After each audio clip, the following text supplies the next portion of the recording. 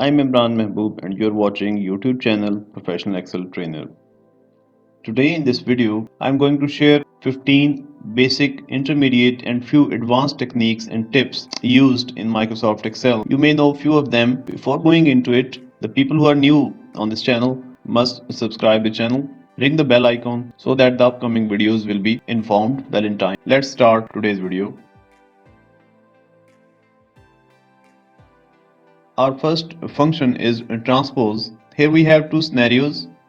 The data in both scenarios is the same. The aim is to transpose the data from column to rows. For that, I'll copy the data and click on the cell where I want to paste it. Instead of pasting, I'll right click here and choose paste special. Here at the bottom we have the option of transpose. Check the box and OK. Our data has been pasted, transposed from column to rows. In the second scenario, I'll transpose by using the transpose function. First, we have to select the area in which we want to transpose the data. Here we will put the transpose function.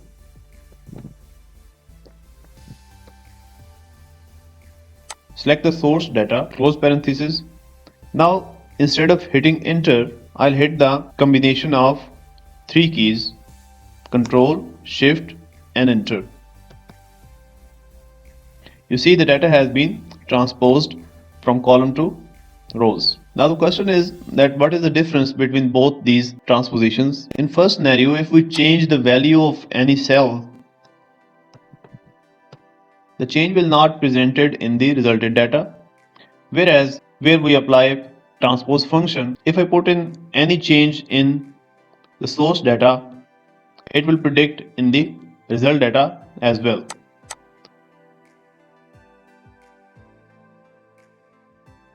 Our next trick is advanced selection. We have a table here, and in this table in column A, I have a list of different kinds. Now I want to select all the cells consist wheat. For this, I will use find command, Control F and ask for wheat. Click on find all. Keeping the cursor in this area and use the command Control A. All the wheat cells are selected. Close the find dialog box. Now my required data is selected. I can change this data according to my requirement. I can change the format, font size, or any type of formation I want to apply. I can easily apply on that. Even I can delete the data from those cells.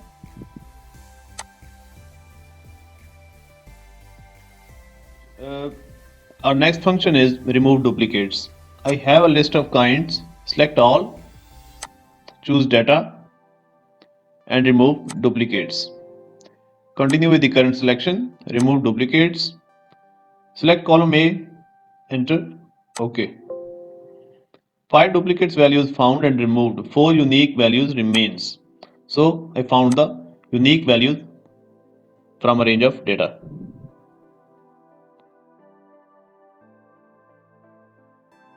Our next function is count if. I have a data consist of products and its quantity.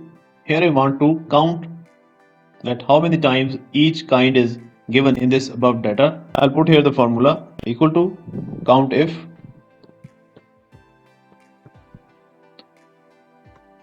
open parenthesis. Now the first argument is range. This is our range where the data is located, comma, criteria. Here I want to count the cells where wheat is located. So my criteria is wheat, close parenthesis and enter. Here I got the required result. The wheat is given 3 times in this data. Now I want to copy this formula into remaining data. But before doing this, so I have to convert this range area from a relative reference to absolute reference. For this I have to select this range and press F4. Our range is converted into absolute reference. Now enter. Now I can easily copy the formula to the rest of the cells.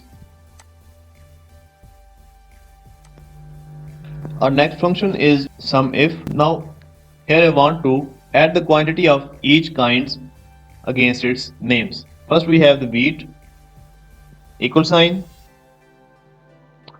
SUMIF. The first criteria is the range. This is our range, comma. Second criteria is the kind which I want to be calculated here is the wheat, comma. Now third argument is the sum range.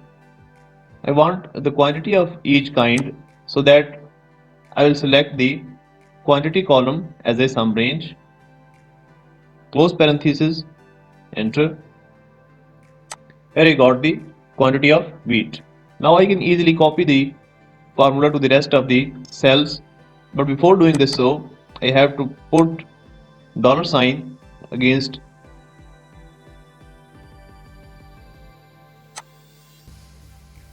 the ranges I selected.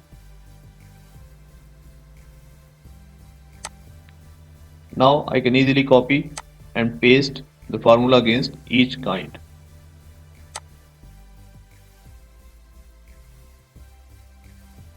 Our next function is network days. Network days is used to count the working days between two given dates. Here we have starting date 1st of the May 20 and the ending date is 31st of May 20. Here we can calculate the number of working days equals network days, open parenthesis. Here we have to put in the start date, which is 1st May, comma, ending date 31st May, close parenthesis, enter. And we got the working days in May 2020. By default, Excel considered 5 working days in a week, so we have 21 days in a month. Here we have another option. If we have any extra holiday during these days, I can put in separately after the closing date, comma, and we have a third argument which was optional, highlighted as holidays. I'll put the holiday date like we have 1st May as a Labor Day, which is a gazetted holiday in our country. I'll select a cell, close parenthesis and enter. Now we have 20 working days in May 2020.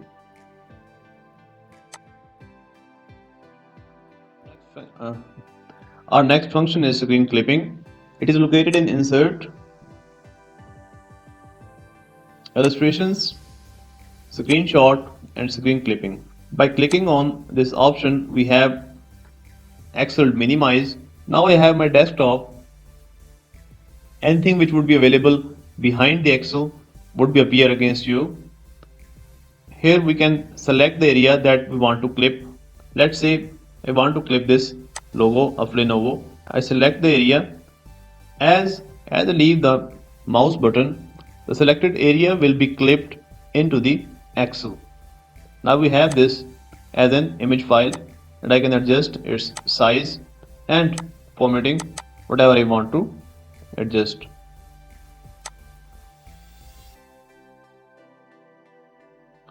Our next function is Scenario Manager. Here we have a house loan scenario, interest rate, number of months. The package consists of principal amount is 1 million and monthly payment is has been derived by using the payment function and the total amount. I have to set the different scenarios by changing my data so that I can offer different scenarios to different clients. For this, I will go to the Scenario Manager, which is located in Data tab. Under What If Analysis, the first option is Scenario Manager. Here we can add scenarios. Let's put in the first scenario. I can name it 3 years plan.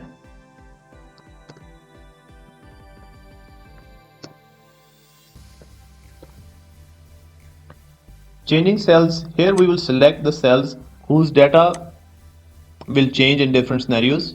It is C4 to C6. Okay. Here we have the changing data. According to 3 years plan, months will be changed. It is a 3 years plan, so the months are 36. Click OK. First scenario is set up. Next scenario is 5 years plan.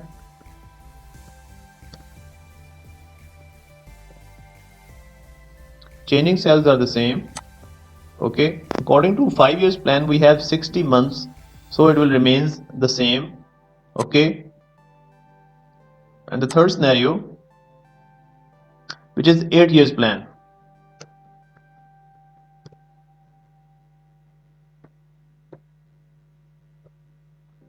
Okay,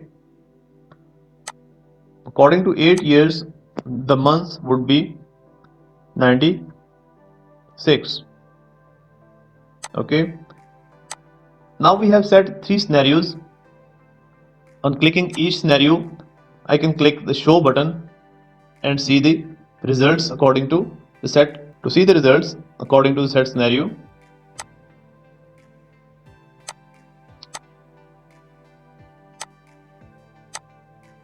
you can see we also have a summary option. Click on the summary, scenario summary, and result cell, which is C8. Click OK. Here we got the summary of all 3 scenarios: 3 years plan, 5 years plan, and 8 year plan, along with the current values. So with the help of Scenario Manager, we can easily set out our offerings to the client.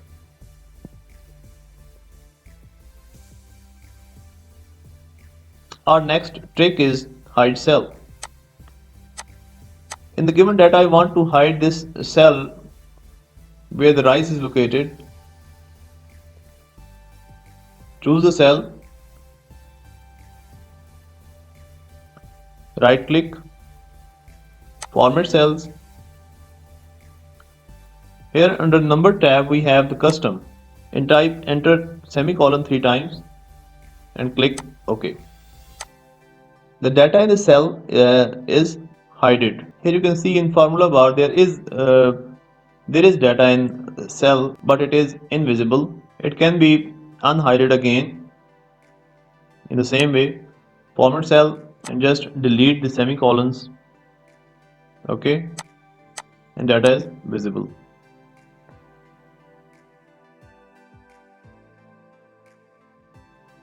Our next trick is drop down list. In the given data, I want to choose the criteria 1 from these 3 unit measurements. It is a small scenario. Sometimes we have a large number of data to choose. For that we can use the drop down list here. Select the cell, go to the data tab, data validation, and click the data validation. Criteria, we will choose here the list. The source of the list will be our unit measurements and click OK. Now we have a drop down button with this cell.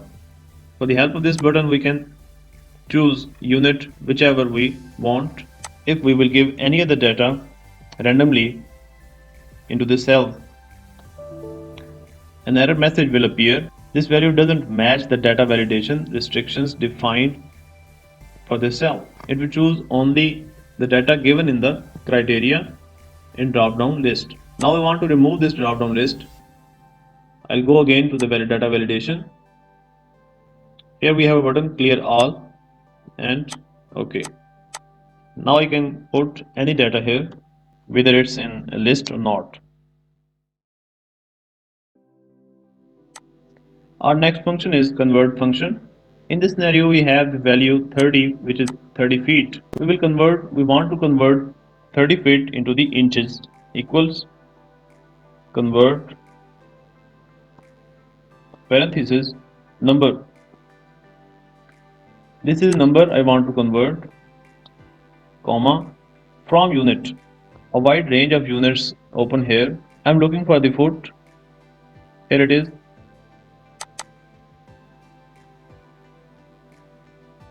Comma. Next argument 2 unit. I want to convert the foots into inches. In this list, here it is. inches, double click,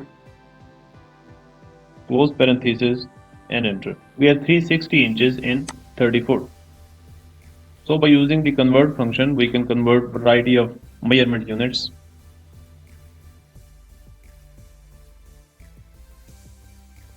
Our next function is if error.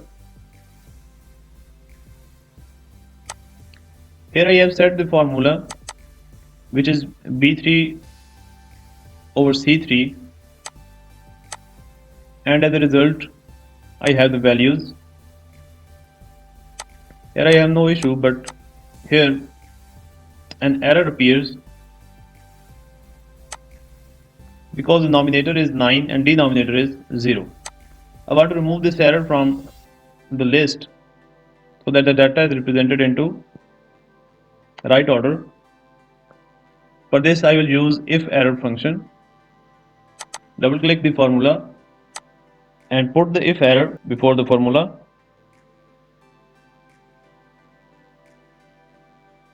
Bracket. First argument is value. Value means the formula whose result I want to print in, comma. Now it is asking for the value if error. I will give 0, close parenthesis and enter.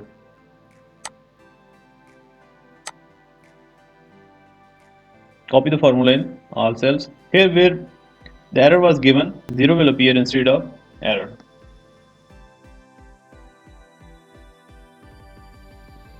Our next trick is show formulas. In this sheet we have formulas in these cells. By default it is showing the result of the formula. If we want to see the all formulas in this sheet, I have a short key.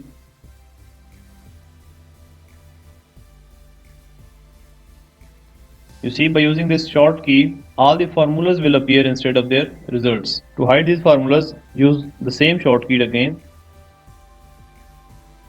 Use the same short key again. So we have the results instead of their formulas.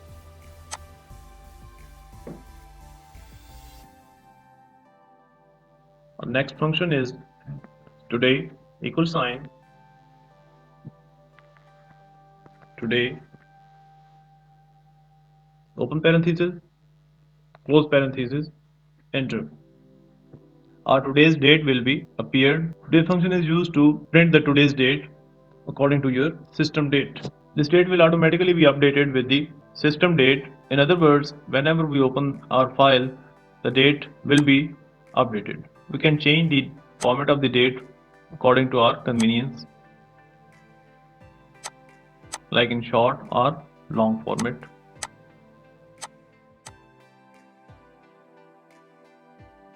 The next technique or command is forecast sheet. Here we have a monthly sales of 1 year from January 19 to December 19. Select the data tab. We have the option of forecast sheet. By clicking this option, we have this screen. This is a line graph. We have two parts here. One is representing the original data from January to December 19. Here in the other part we have three trend lines. The highlighted or the bold orange line shows the forecast sale based on the previous year's trend. Here we have an upper line and a lower line which shows the different confidence level on our data. The lower line showing the lower confidence and the upper line is showing the upper confidence. Here we can set the forecast period.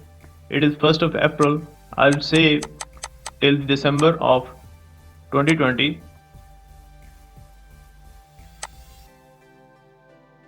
So we have the whole year's forecast data. We also have the option of bar chart. Select the appropriate one, whichever needed. Create. Now not only the chart is created, the forecast values of the coming year is also given according to three trend lines. That's it. I hope you enjoy the video. Click the thumb button if you like it and must comment what function or trick you like the most. Stay tuned for the upcoming videos as well. Thank you very much.